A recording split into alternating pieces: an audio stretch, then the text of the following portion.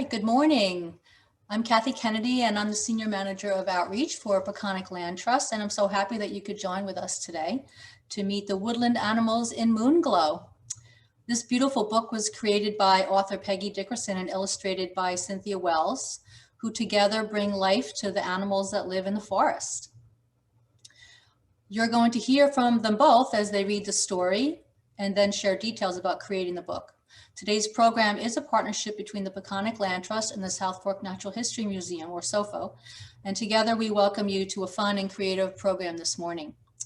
A little bit about the Trust and SOFO, just so you have information about both of us. The Land Trust was founded in 1983 with a mission to conserve Long Island's working farms, natural lands, and heritage.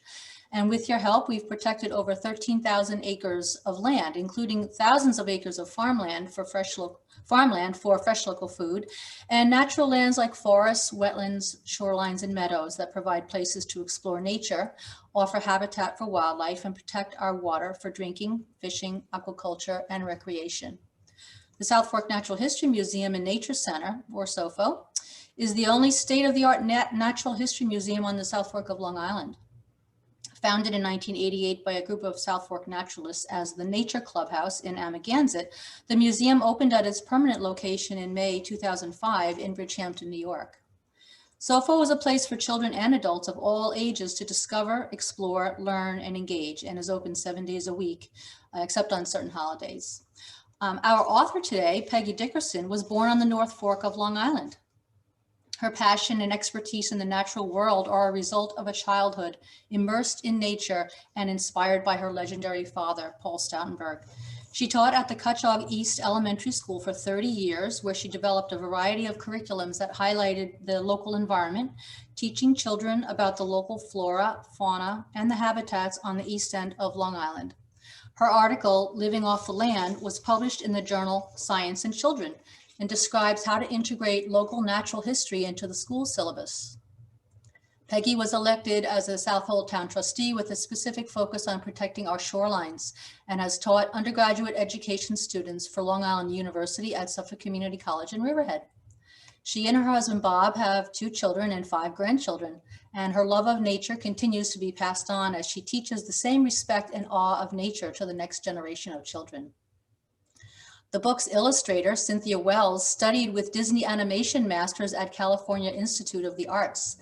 She is internationally exhibited artist and award-winning animation filmmaker. Wells was nominated for 2 Annie Awards for her film Interview with Tallulah, Queen of the Universe. First for Outstanding Achievement in Animation and the second for Achievement in a Short Film. Her second film, The Shadow of Doubt, won 6 awards and played at 26 film festivals. Wells worked as supervising animator on Once Upon a Forest, which is 20th Century Fox, and The Thief and the Cobbler with Miramax. She has credits in over 90 films and commercials. Her paintings have been exhibited in New York, Los Angeles, San Francisco, Santa Monica, and Ottawa. Print illustration credits include Pepperdine University, the LA Weekly, and the Malibu Times. In 2019, Wells illustrated this children's book with author Peggy Dickerson and also exhibited sculptures in a 3-dimensional showcase at the offices of John David Rose Studio Architect. So before we get started with the reading, I just want to remind you that you are muted right now, but feel free to enter questions using the chat button and we'll try to get to as many of them as we can. So at this point, Jeffrey Wells, who is the publisher of Moonglow, is going to take you through the book. Jeffrey? I'll just say good morning to everyone. I'm happy to see you. And when Jeffrey brings up the pages, I'll just give you a little bit of background. This story was actually written in one night when I looked out my window and the full moon was just glowing through the backwoods by my home. And my imagination was sparked. I wondered if these moonbeams were actually magical, and every time a moonbeam would touch one of our local animals, what could it possibly cause them to do or be active in the moonlit night? So we'll be playing, Peggy, let me just interrupt you for a second. We'll be playing the book, the ebook, which is in an interactive book. And I'll just play the first page, which starts with this video, and then Peggy will continue reading the book.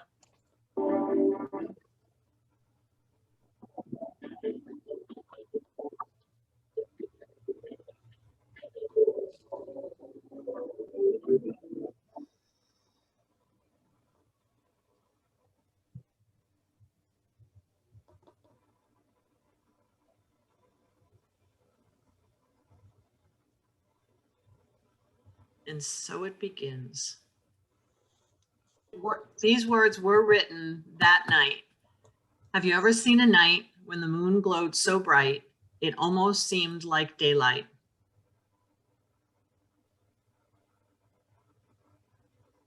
When the moonbeams filter through the trees, sprinkling magic on the forest below, then sometimes magical things can happen.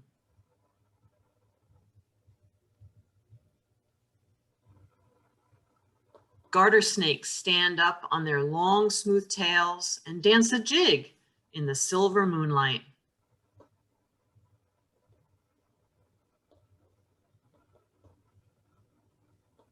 Songbirds with many different colored feathers wake up and gather together for tea parties and treats of ripe berries and tasty seeds. The white-tailed deer entwine their necks and sing a chorus of songs for their forest friends.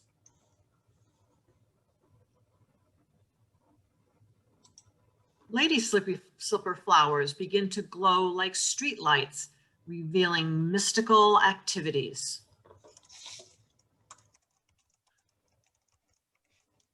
Transformed by the moonbeams, the fireflies glow purple and crimson red.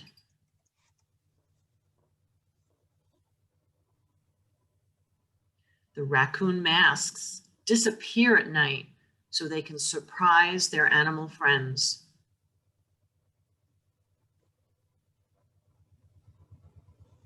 And the possums style their hair with their skinny tails.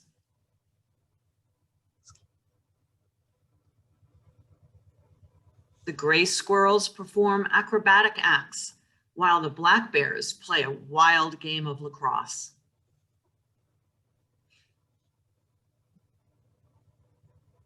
At the Freshwater Pond, there are amazing relay races. With help from friendly dragonflies, the painted turtle wins the race with the hare.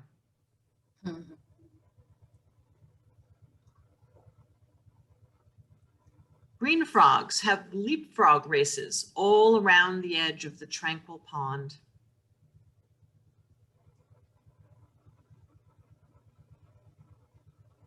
Even the water strider skims across the pond, while the water boatman rows underneath, competing for the finish line. But with the morning sunrise, all will return to normal. Or will it? So the next time you wake at night and see a full moon, look closely outside, for you never know what amazing things you just might see. So these words were written that night, and I had a text, but I had no pictures. I was extremely fortunate to meet Cynthia Wells, and she created these amazing characters and gave them amazing personalities. So Cynthia is going to share with you how she did that. Hey everybody. Okay, there it is. All right. Share screen. There we go. Okay, so first I'm going to show you what I work on, and that is my Cintiq Wacom tablet. And here is my pen that I'm using. And let me see, I have, hold on, let me show you. I draw directly on the screen.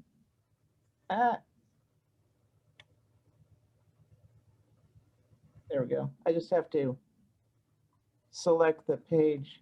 Uh-oh. There we go. Now I have black. I just had to change the color there. So as you can see, I just draw directly on the screen there. Get rid of that. And okay, so what I do, first I start out with a ton of research. That means lots of photographs. I need to see where I'm going with the drawing. And after I get familiar, after I feel comfortable with the way the animal looks, I do a rough sketch. And it helps if you know the anatomy of the animal, or just at least a little bit familiar. And that was a lot of my studies in when I was studying drawing, is anatomy. But this way, it gives you a freedom to be able to draw a fun drawing. You can move things around, and it's like an engineer or somebody who's building a boat or something, knowing how things are supposed to fit together. So I know here's the thigh bone, and here's the ankle, basically. Sorry. And so I'll just start filling a little bit more drawings in here and there. And now I want to change the size of the drawing, so the pen nib, so I have to go up here and put in. There's several different ways to change the size of the drawings. So then I will start. I just like to get right in with the fur, but the anatomy, you need to know where the fur is going, and I will, just a little here and there. These guys tend to look like they're just out of bed, so the fur goes everywhere. It's not like a dog or a horse where all the fur is going to go in the same direction. They just look kind of crazy. And I'll add a little more detail here and there. Here, the toes down here of this guy. This one they're kind of hidden, but you'll see those in the next frame. Just adding a little bit more. And as soon as you add the eyeballs, it really brings everything together.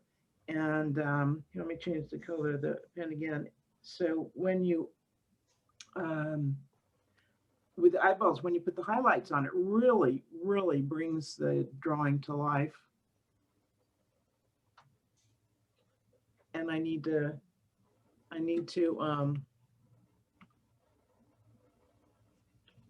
enlarge the pen again. Here we go.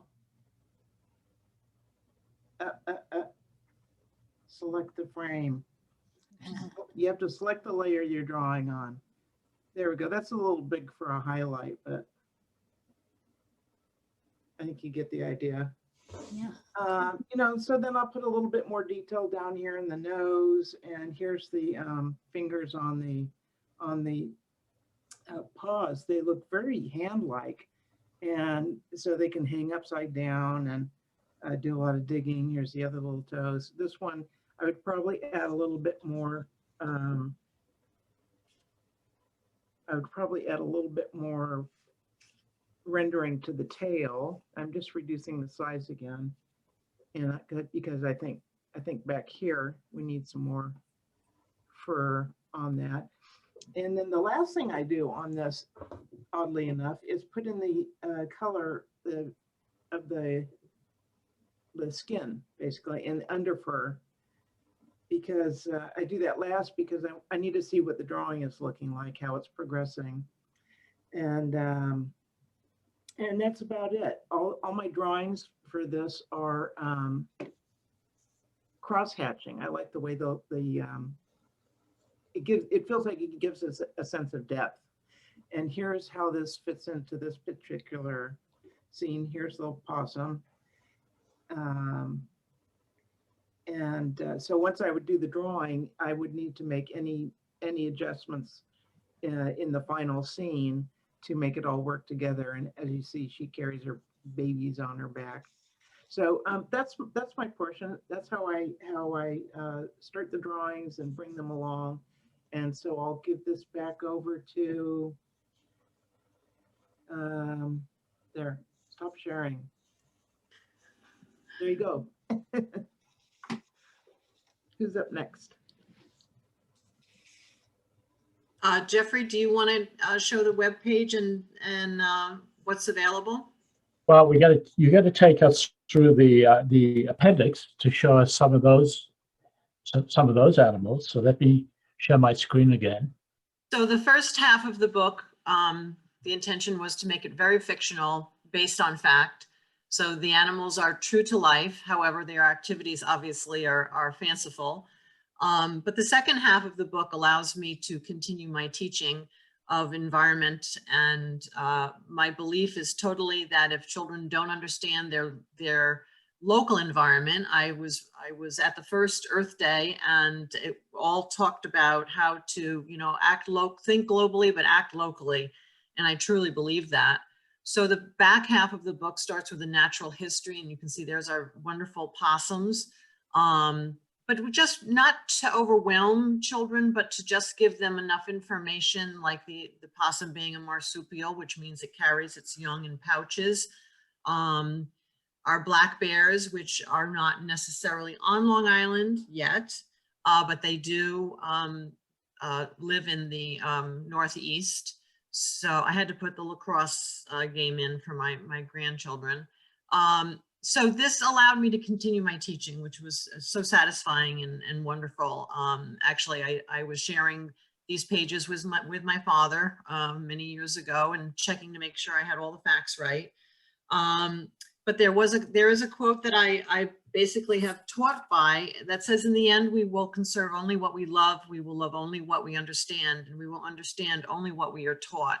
So the second half of the book is really to teach about, what is in your backyard, what is in your pond, the animals that live there, what they do that's important, like the possums that are such wonderful pest consumers, and that type of thing. The final section of the appendix is about the moon. Again, not to overwhelm with facts, but just to give interesting facts. And Cynthia did an amazing job of animating our appendix on the digital version. So I also love to, there's my word, bioluminescence. I learned through teaching that children love big words, metamorphosis and bioluminescent, and that's why I throw in my words like tranquil pond and the deers were entwined, because I think those kind of intriguing words stick with children.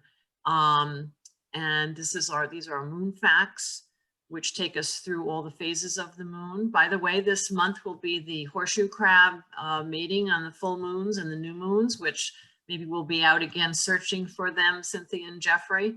But it was a wonderful way for me to sort of spark children's imagination with a fictional story, and then to give them information in the nonfiction section, which, who knows, if somebody reads about the moon, they'll be one of our next astronauts that land on the moon. So that was the purpose and the intent of the story, which would have never happened without Cynthia and Jeffrey's assistance and guidance and encouragement, because it got very, an area I was not used to, but they helped me through.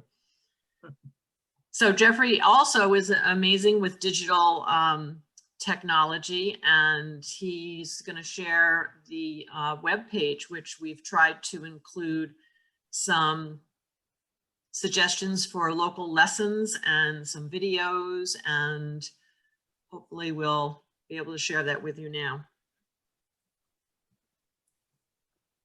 And while he is getting that started, I just want to remind you, if you have any questions that you'd like to pose to either Peggy or Cynthia or Jeffrey, put them right into the chat and we'll work on those at the end. Go ahead, Jeffrey. So you're looking at a website called moonglowkids.com, for one word. This site is really intended to be an extension of the book. So it discusses and reveals deeper information about what is discussed in the book. This particular menu item is called the Glow of Learning, where we expose a bunch of lessons that Peggy has created that go anywhere from looking at the moon, for example, Just really some information, some assistance with Q&A for kids. Like this particular question is, how many moons do these planets have? Is an example of that sort of thing. The intent really was to help with the distance learning or parents who are homeschooling, and to give them a basic idea and a general start so that they can sort of, begin there and go with it. And then as Peggy was mentioning, with her many years of doing field trips in the forests, we also make some videos that are on the website. This one is about the freshwater pond. Here's another freshwater pond filled with life. Everything from ducks and turtles to frogs and insects. Ponds are unique. So this is not very long. I think it's just over 5 minutes, but it does give a great primer on bullfrogs in this case. Marine habitats.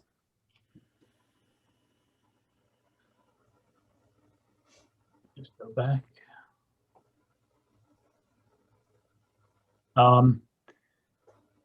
In addition to that, there are videos that are attached to what we call Moonglow stories. And for example, here's a longer version, which is all about the Vernal Pond, which is, these videos are attached to YouTube, and they can also be viewed on the website.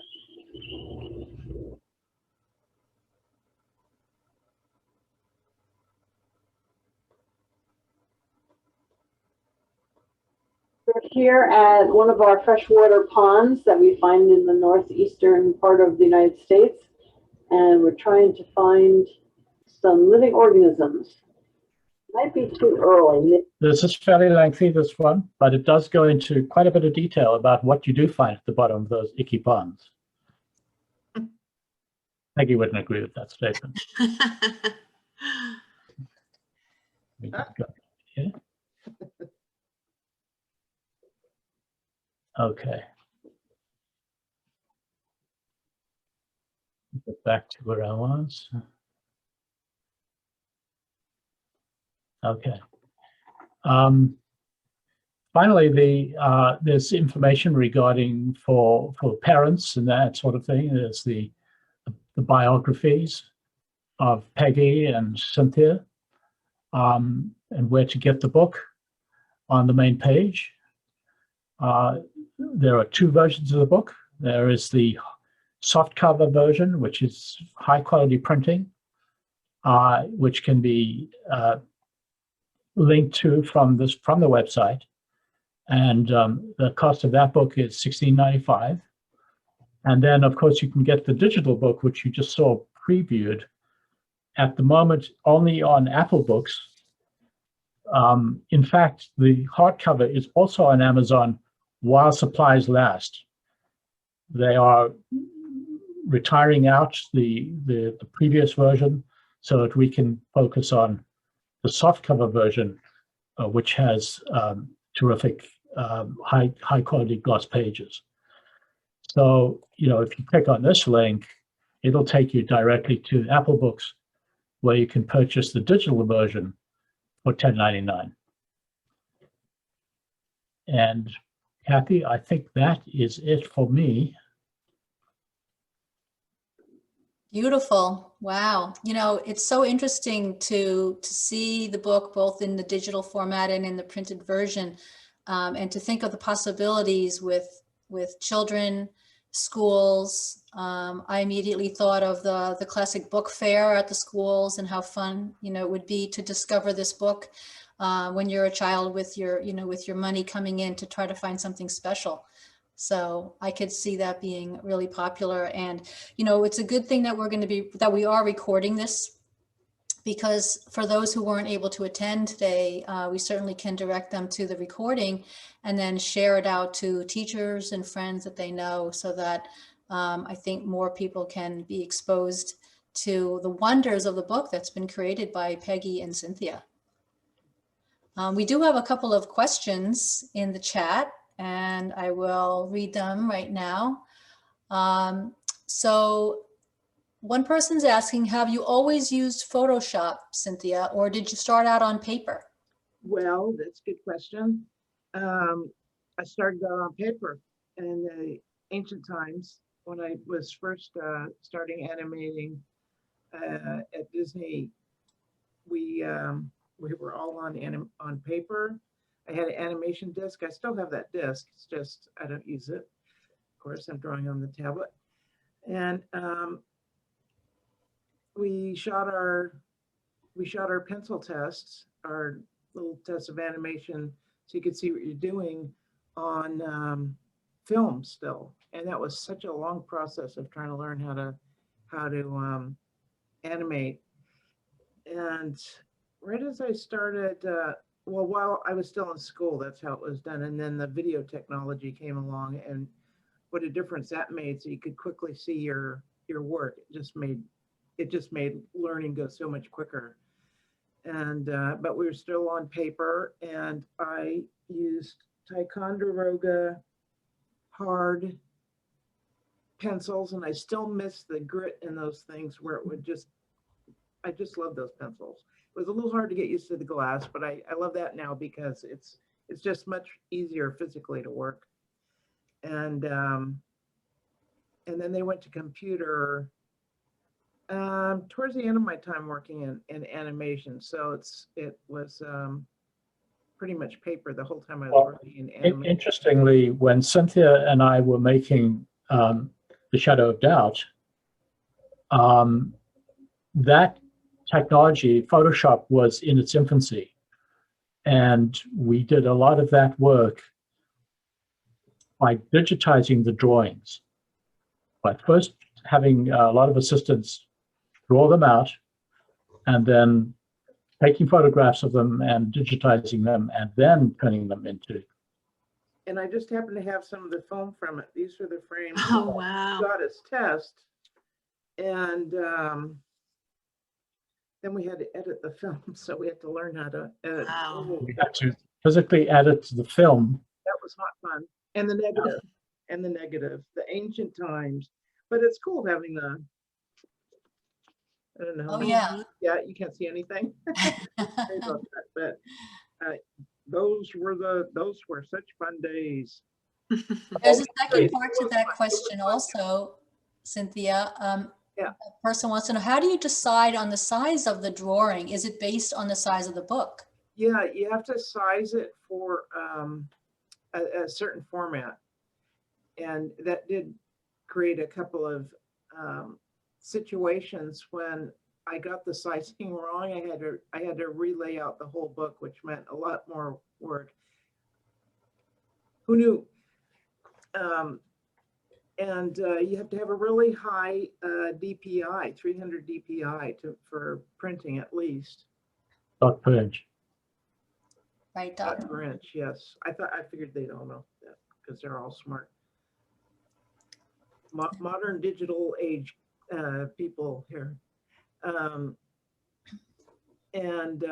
Yeah, well, that's how you do it. So it's like, you know, there was a little bit of trial and error in there for us. But that was fun too. I liked all the challenges of putting it together and learning what we didn't know and utilizing some things that we knew that we didn't realize that we would need to. I have to say at the beginning, when we first started collaborating together, all I had were these sentences and I had this imagination and images in my mind. And I don't think I'll ever forget the first time Cynthia and Jeffrey invited me down. They said, Cynthia said, I have something I'd like you to look at. And I'm just blown away how I had envisioned it, and I can only draw stick figures. And when I saw her first conceptions of the pages, which was, I think, either the raccoon or the possum page, I was blown away with how it was like she went into my head and took out that picture and put it on paper. It was totally amazing. And she did it on every page. Oh, thanks, Peggy. It's really incredible, you know, and I wonder too, now this is just a question from me actually, is, you know, you started out when you transitioned to Photoshop, right? That was what you were using, but are there technologies that are being utilized now in the art world that someone getting started soon would actually want to start using rather than Photoshop, especially in the technology driven, you know, young folk that we have that are really into art? I mean, what should they be looking for? Actually, let me answer that question, Kathy. There are a variety of digital tools that help with drawing, with animation, and that sort of thing. The best of the breed are made by Adobe. They are the clear industry leader in graphics. And the beautiful thing about what Adobe does is they have what they call the Creative Suite, which allows the full workflow from the initial drawing right through to the publication software. They're all different.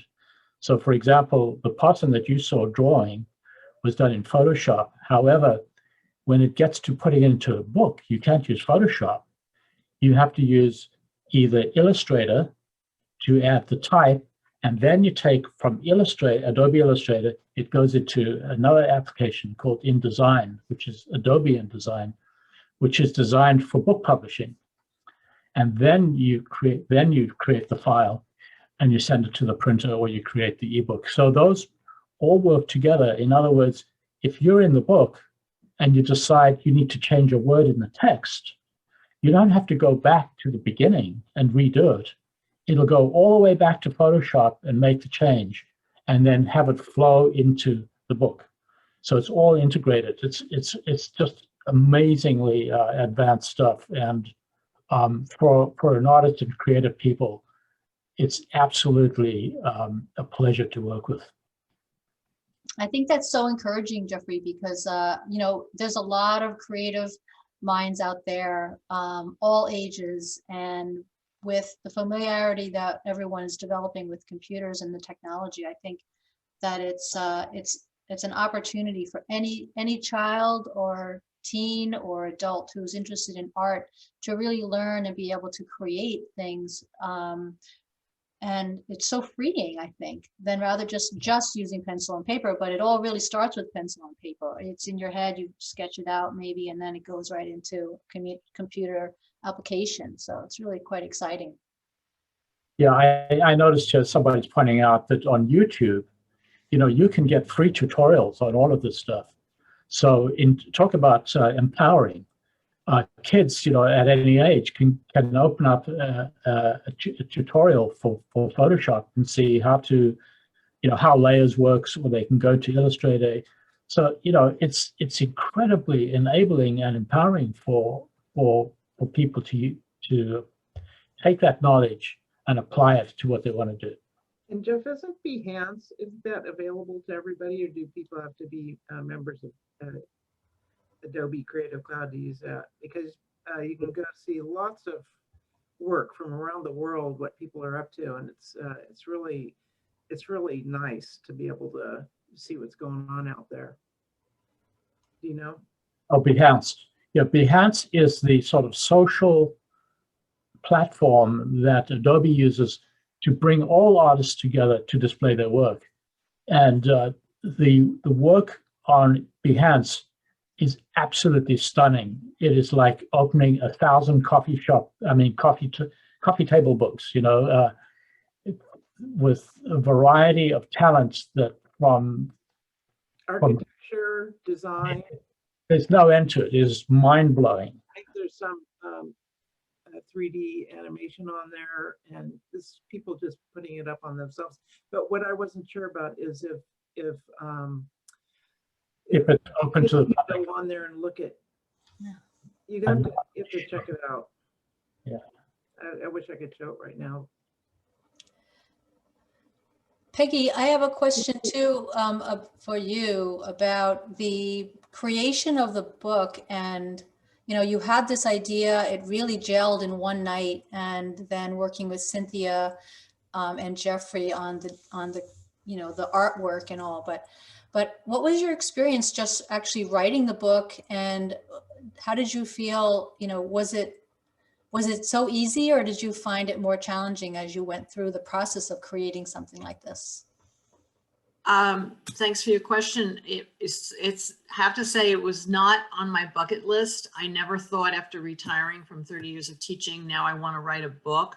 The story literally came to me, and one of the favorite things I love to do is show the scribble that I wrote in the dark, not to wake up my husband. I wrote all of that text. Finding Cynthia was amazing, and I knew I wanted to do the appendix because that was the teaching part. However, I have to say it was stepping way out of my comfort zone to follow the process. And one of the things I would say to kids is, you know, don't get discouraged. We started with the writing campaign to publishers.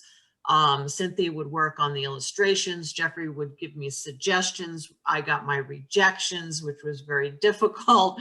And that process of publishing and getting to the finished product is such a lesson to kids that I've lost track of, you know, the time, but it was a lot of time, a lot of effort. And to think that, you know, the text I had that night, but a lot of refining, a lot of discussions, discussions on moonbeams and discussions on shadows on the trees. And that is a lesson in itself, again, for children, whether they're 5 years old in kindergarten or they're a senior in high school, that it is true that good things take time, because it took a lot of time and very rewarding at the end. But many times, you know, it was the process that was the real lesson was the process and sticking with it.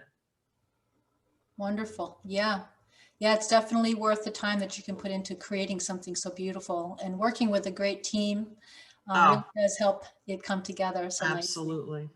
Thank you so much for sharing this process and sharing the artwork and just how it all did come together.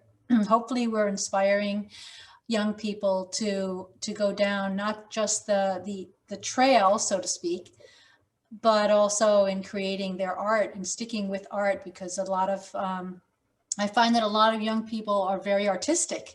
And then, you know, as the realities of adulthood sometimes come into play, you sort of put that off to the side for a while. And so it's really excellent to be able to encourage folks to get back to art or to explore their art and move forward. It's really doable. So does anybody else have any last minute comments? We're done with our questions for now, but if you'd like to say anything else before we close. One of the things I just wanted to say was when we have been in schools and when I've done programs for libraries, etc., my hope is that when children see all these fun activities and how Cynthia has drawn, you know, really brought them to life, for those young artists to say, you know, there's many other local animals. And, you know, when I've done school programs, you know, the children will say to me, why didn't you put an owl in the forest? And I would say, well, what do you think the owl might have done when the moonbeams affected them? And another one was, why didn't you use a red fox? And I said, I wish I had. I just hadn't, you know, been there that night. So we do encourage children to, you know, try to make their own imagination and draw it. We do have plans and ideas. Oh, someone has came up with that question. We do have ideas for a sort of a sequel to it, where the same moonbeam magic might just make its way to the seashore. So that's in the plans. More to come. I love it. And certainly for, you know, Long Island residents, the seashore is near and dear. So I think that's a great next step if that comes to be. So hopefully we'll be seeing you all again on camera for another program, if not in person by then. And also just want to mention to everyone that both the Peconic Land Trust and SOFO offer a number of really wonderful programs throughout the year, whether they're virtual or in person. And so hopefully people will join us in the future for some of these explorations. So, and thank you for reaching out to us. Absolutely. So excited to be a part of it. Thank you so much for being a part of it with us. And we'll wish everyone a wonderful afternoon today. Get out there and enjoy, explore nature. And we'll see you again soon. Thanks so Thank you much. so much. Bye. Yeah.